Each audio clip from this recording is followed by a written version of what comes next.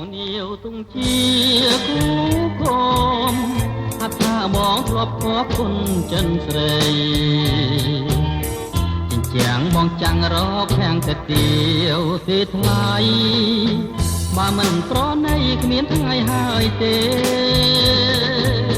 ប្រអីប្រប្រើចាំមើលបំណងតើត្រី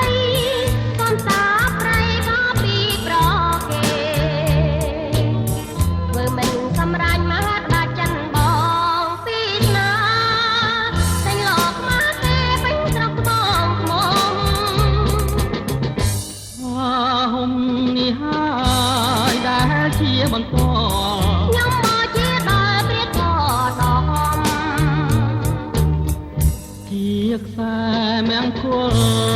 កំកចិត្តមុំតែប្រច្រឡំថាជារឿងស្នេហា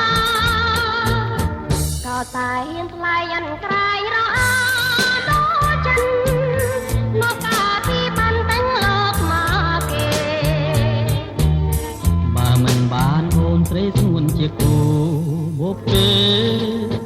រៀមមិនរស់ទេនៅក្នុងជាតិនេះ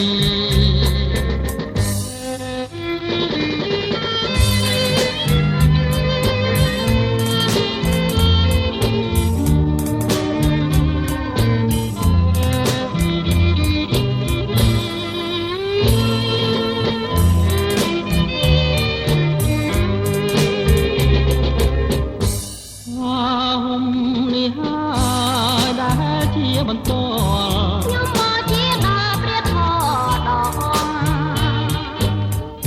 ជាខ្សែមង្គលកំកចិត្តមុំតែប្រច្រឡំថាជារឿងស្នេហា